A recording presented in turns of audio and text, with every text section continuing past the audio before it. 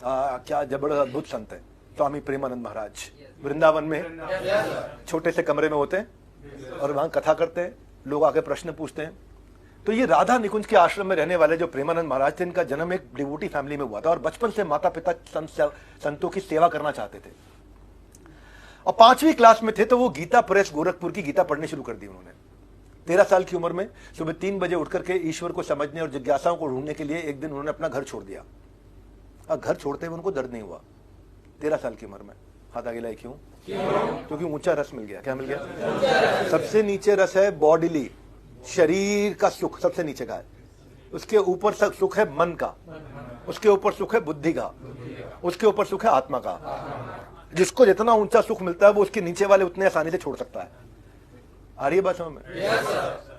तो ये इसके बाद वो कई सालों तक तपस्या करते रहे। कभी वाराणसी में, कभी हरिद्वार में सुबह सुबह 3 बजे उठ के गंगा में 3 बार दिन में स्नान किया करते ठंडे पानी के अंदर।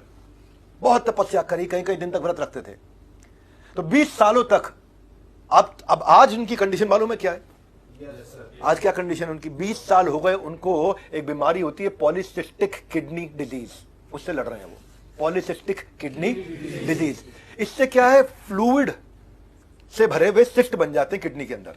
उसके चक्कर में उनको रेगुलर डायलिसिस कराना पड़ता है। इतना दर्द, इतनी तकलीफ, और उससे ज्यादा तकलीफ किस चीज की कि वो आधी रोटी से ज्यादा नहीं खा सकते, आधे ग्लास से ज्यादा पानी नहीं पी सकते, एक बार में आधी रोटी से ऊपर खा ही नहीं सकते। इतनी सी सब्जी खाते हैं, आधी रोटी लेते हैं, दिन भर पानी नहीं पी पाता। क्यों? किडनी की समस्या। पर आप कभी भी उनको दुखी देखे आज तक? कैसे देखे? इतने खुश, इतने खुश, इतने आनंद में, इतने आनंद में। डॉक्टर्स ने बोला बहुत साल पहले आपका देहांत हो जाएगा। पर वो जो ऊंचा रस था, उन्होंने इतनी ताकत दे दी, इतनी ताकत दे दी उनको। वो ऊंचा रस जो उनका श्रीमती राधा रानी से लगाव है, जो प्रेम है, वो प्रेम उनको लेके गया यहां तक। मैंने क्या बोला? जिस चीज में आपसे प्रेम हो जाए उसमें थकान नहीं होती, क्योंकि वो रस मिल गया आपको। तो शरीर की सारी परेशानी उस तक नहीं पहुंच सकती हैं। लगातार भगवान का नाम लेते हैं फिर भी थकान महसूस नहीं होती। इसको बोलते हैं रस वर्जम रसोपस्य परम दृष्टवा निवर्तन्ते। इसके आगे जो श्लोक आएगा उसमें बताया जाएगा कि क्रोध को कैसे काबू किया जाए। सीखना चाहेंगे? क्रोध का कारण क्या होता है, उसे काबू कैसे किया जाए। हमारे ऊपर कई सारी कंट्रोवर्सीज हुई अभी पीछे। किसी ने नहीं देखा मारते हुए, वो करते हुए जो वीडियो वायरल कर दिया गया था। सब ड्रामा, नौटंकी, अभी सब साफ हो जाएगा कुछ दिन के अंदर। हर जगह हम केस जीतते जा रहे हैं, हर जगह हम आगे बढ़ते जा रहे हैं, हर जगह हम बाउंस बैक कर रहे हैं। यस और नो? पूरे उत्साह के साथ में।